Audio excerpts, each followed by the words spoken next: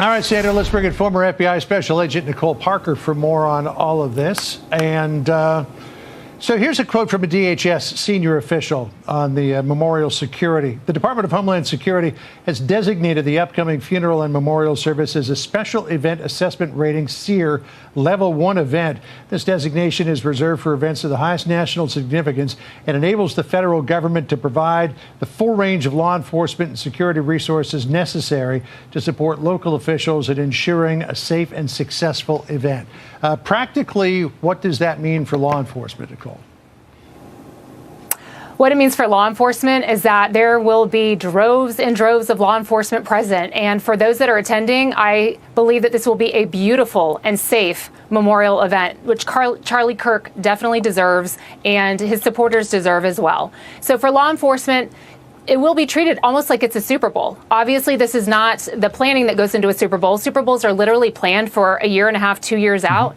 But I promise you that every single thing necessary will be there. We're talking things from, again, President Trump is going to be there, Vice President Vance, much of President Trump's cabinet. So right there, you have the full services of the Secret Service. The Secret Service will be going in and doing their standard operations. They will sweep every single nook and cranny of that stadium leading up to the event, making sure that it is a sterile and safe environment, and it is all clear before anything occurs at that stadium.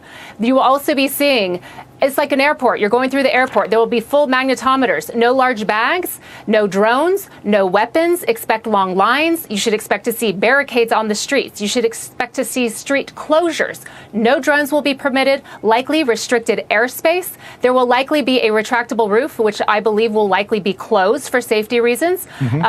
Super Bowls, there are oftentimes snipers up in the rafters of the stadium. There are snipers inside the stadium, outside the stadium, SWAT, hostage rescue teams. Every single effort will be made. You will see law enforcement in uniform, but what you won't see is there will likely be hundreds of law enforcement officers in plain street clothes that you don't even know that they're there. And they will be walking the area inside the venue, outside the venue. This will not just be restricted to inside the venue. It will be the entire area. What do you believe, Nicole, will be the most challenging aspect of the security details that you just listed?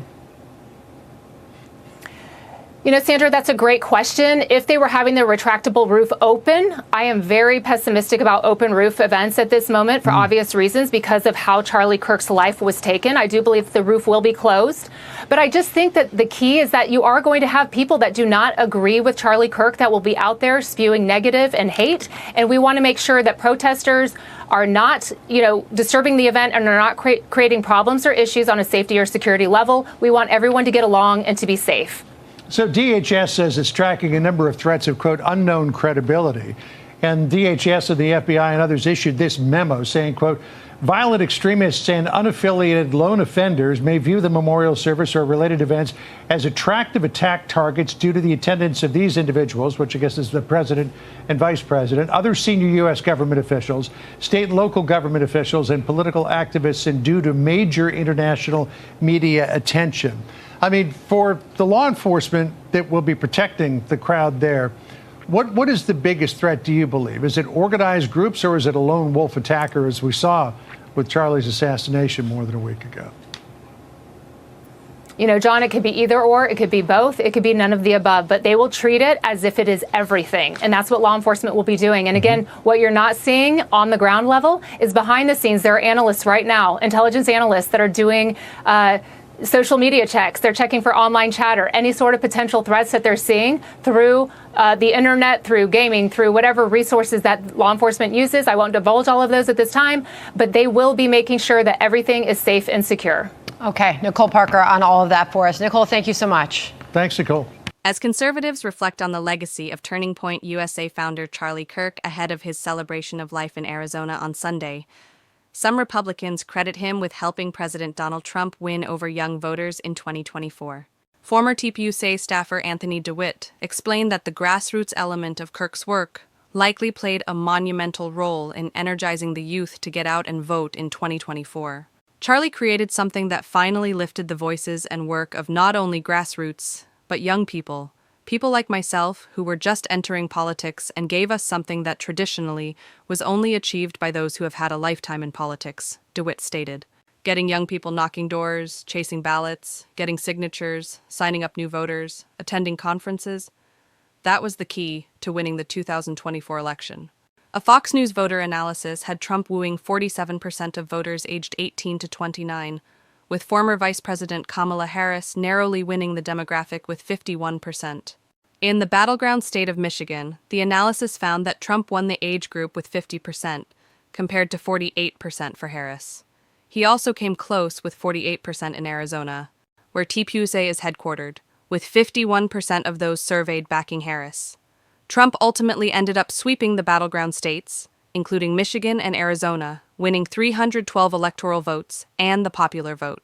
However, it is an 11% increase from the 36% of voters in the same age range in 2020, with former President Joe Biden carrying the demographic with 61%. Colin Reed, a Washington, D.C.-based Republican strategist, noted how Kirk plays a unique role in expanding the tent for the party. A generation ago, it would have been unthinkable for a Republican candidate to run nearly equal among younger voters against a Democratic standard-bearer who had every Hollywood and celebrity endorser under the sun, but that's precisely what happened in 2024. Reed wrote to Fox News, alluding to Harris's star-studded but short campaign after Biden dropped out in July. Charlie opened the doors for younger people to not only consider the conservative movement, but embrace it and champion its principles as a ticket to prosperity and happiness. Those close to Kirk, including Turning Point Action's leader Tyler Boyer, dubbed 2026 the Charlie Kirk election at a vigil at Arizona State University Monday. 2028 will be the Kirk-Vance election, he said, and the organization is expected to rally around Vice President J.D. Vance to be Trump's successor.